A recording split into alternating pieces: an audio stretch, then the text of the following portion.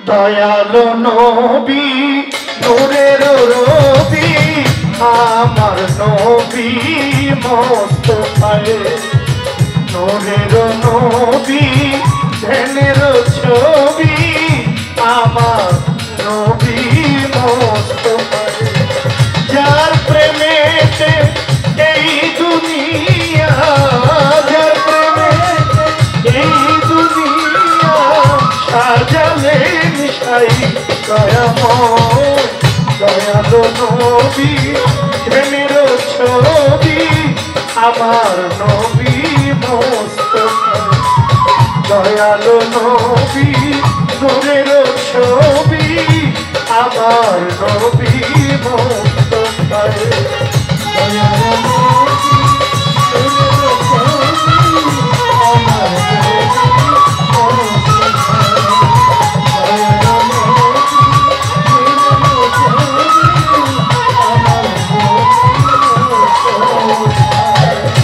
আমার নবী নূর তাজাল্লাহ মুহাম্মাদুর রাসূলুল্লাহ আমার নবী নূর তাজাল্লাহ মুহাম্মাদুর রাসূলুল্লাহ আমার নবী নূর তাজাল্লাহ নূর মুহাম্মদ হাবিবুল্লাহ নামের সাথে নিজে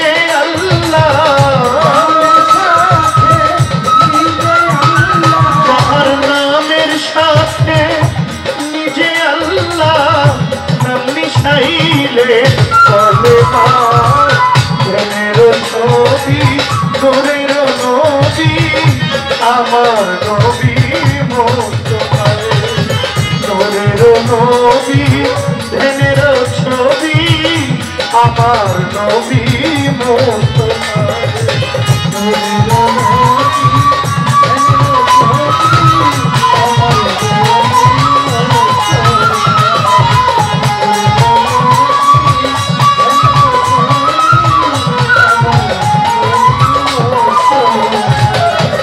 যেই নবী নূরে মুজাসসাম যার অবস্থান জারি আসান যার অবস্থান জারি আসান যেই নবীজি নূরে মুজাসসাম যার অবস্থান যার আসান আওয়ালাতে জাহের বাতেন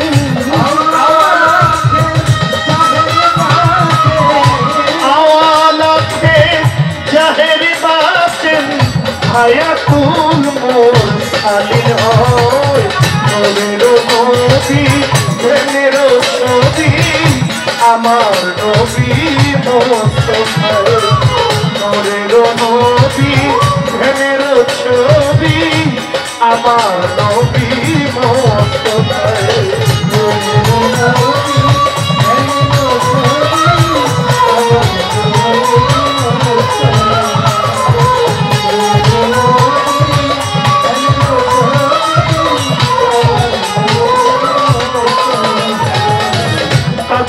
যাকুম মিনাল্লাহি নূর আমার নবী নূর আলা নূর আমার নবী নূর আলা নূর আমার নবী নূর আলা নূর কবি যাকুম মিনাল্লাহি নূর আমার নবী নূর আলা নূর সিরাজুম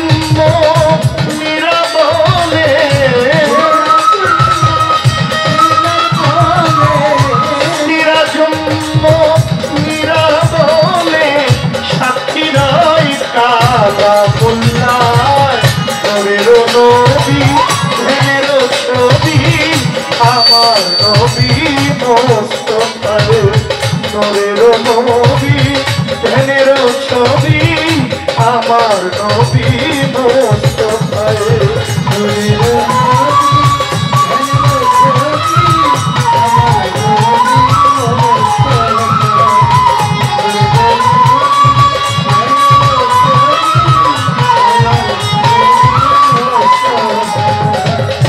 পাক পাঞ্জাতন পারের তরি যেই তরিতে দেহ তরি যেই তরিতে দেহ তরি যেই তরিতে দেহ তরি পাক পাঞ্জাতন পারের তরি যেই তরিতে আমার এই দেহ তরি আবুল সরকার ফরিদপুরি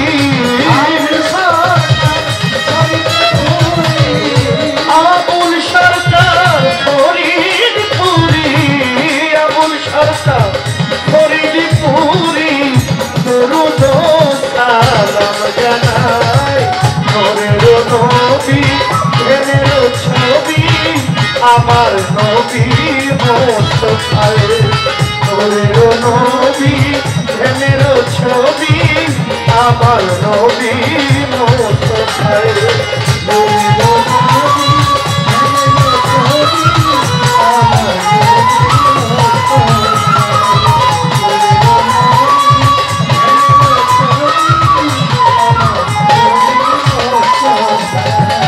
যেইভাবে পালা দিলেন আসরের ভিতরে আমি বাউল পাগল মানুষ বলবো কথা আসরের ভিতরে আমায় পালা দিলেন নবুয়তের পক্ষে ভাই পালা অনুসারে আমি কথা বলতে চাই ভুল হইতে পারে মানুষ মাত্র ভুল সর্বজনেই জানি আপনাদের মাঝে আমি এক মূর্খ অজ্ঞানী আমার যত ভুল হইবে আমি তওবা রেখে যাই মালিক আমায় যা বলাইব তাহাই বলতে চাই যিনি বেলায়ত নিয়ে গাইবেন আসরে দাঁড়াইয়া কিছু কথা আলোচনা আমি যাই রাখিয়া আপনাদের কাছে একটা প্রশ্ন যাবে রইয়া শিল্পীদেরকে তো অনেক প্রশ্ন করেছি একটা প্রশ্ন আপনাদের করলে খুব ভালো লাগবে আমার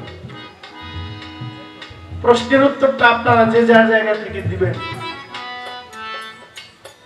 সবার কাছে তো আর মাইক্রোফোন নিয়ে যেতে পারুন না মাইক্রোফোন নিয়ে ঘুরতে ঘুরতে গেলে দেখবেন রাইছে জবাব আর পাওয়া হবে না একটু হাত তুলে সমর্থন করবেন আপনি এই মজলিসে বসছেন আপনার আল্লাহর দোহাই লাগি আপনি মজলিসে সমাজ রক্ষা করার জন্য হাত তুলবেন না যদি অন্তরে মহব্বত থাকে মনে প্রেম থাকে আপনি যদি স্বীকার করেন তাহলে হাত তুলবেন না হলে তুলবেন না আপনি কি স্বীকার করেন যে আমার নবীর বয়স 40 বছর পূর্ণ হওয়ার আগেও আমার নবী নবী ছিল এটা কে বিশ্বাস করে না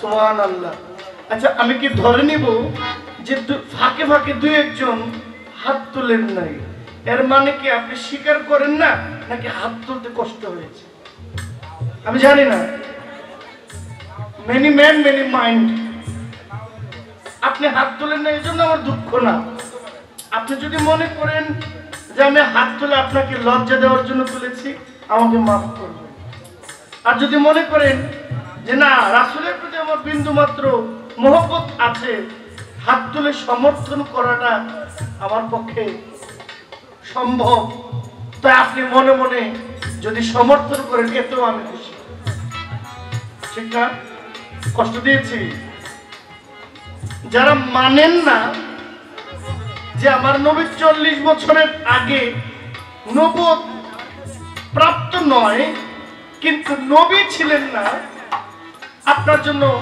আমার একটা কথা থাকবে ছোট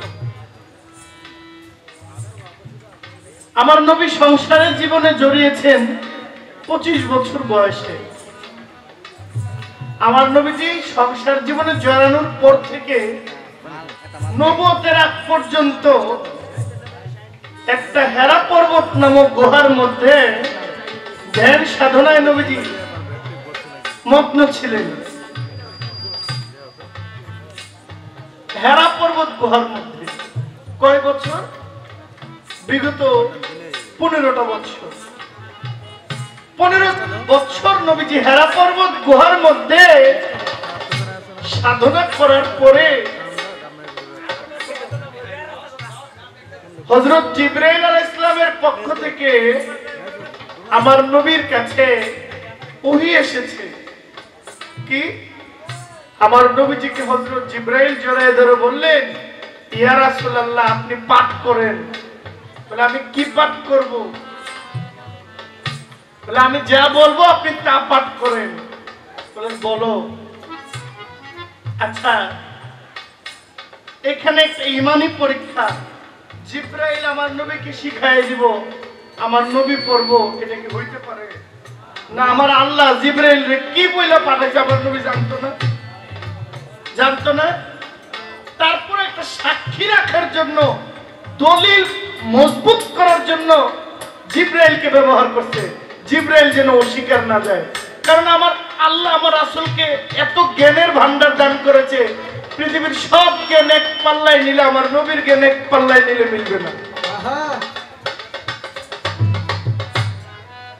কিন্তু হযরত জিবরাইলকে সাক্ষী রাখলেন।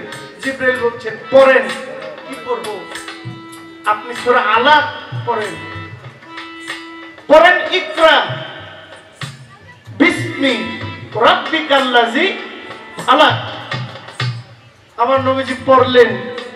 আমার নবীজি সূরা আলাকে 5টি আয়াত পড়লেন। জিবরাইল আলাইহিস সালাম নবীজিকে সিনা চাক বুকের মধ্যে জড়াই ধরলেন। আমার নবীজি বলছেন, আমার যেন শরীরটা কাঁপছে, আমার যেন একটু ভয় লাগছে। বলে, আপনার ভয় পাওয়ার কোনো কারণ নাই, আল্লাহর পক্ষ থেকে আপনাকে নবুয়তি দান করা হয়েছে। সুবহানাল্লাহ। অথচ নবুয়ত পাইয়া নবী নবী, আর নবুয়ত পাওয়ার আগে যে নবী আরশের মধ্যে, জিবরাইল আরশের মধ্যে নাম করেছিল, হযরত আদম আরশের মধ্যে দরজা, বেহেশতের দরজায় আরশের নিচে নাম ছিল লা ইলাহা ইল্লাল্লাহু মুহাম্মাদুর রাসূলুল্লাহ সাল্লাল্লাহু আলাইহি ওয়াসাল্লাম। এটা কি মিথ্যা ছিল? এটা যদি মিথ্যা হয়, আপনি যাই বলেন, মাফ করেন, আপনি যে কোরআন পড়ার নবীকে 40-এর আগে নবী মানেন না, আমি আপনারও মানি না, আমি আপনার ওই দলিলও মানি না। আমাদের ব্রাহ্মণবাড়িয়ায় একটা পাগল আছে, ওই পাগলের নাম হলো গিয়াসউদ্দিন তাইরি। এটা পাগল হইলেও এটা ছাড় দেই না। এক নাম্বার পাগল, এটা 1 নাম্বার পাগল। এটারে মানুষে খুব মন্দ কয়, আয় হায়, এটারে কয় বাউল বক্তা। তাইরি সাহেবকে নিয়ে খুব কটাক্ষ মন্তব্য। এগুলো বৃদ্ধ লোকেরা করে না, 40-এর উপরের লোকেরা করে না, করে 15 থেকে 35 এই বয়সের ছেলেগুলো। এরা না সুফিবাদ মানে, না সুফিজম মানে, না কোনো মাজারের নাম শুনতে পান। আবার মাঝে মাঝে কিছু এমন আছে যে আমার গান, মুক্ত সরকারের গান খুব পছন্দ করে, শাহজালালের নাম শুনলে তার গায়ে আগুন লাগে।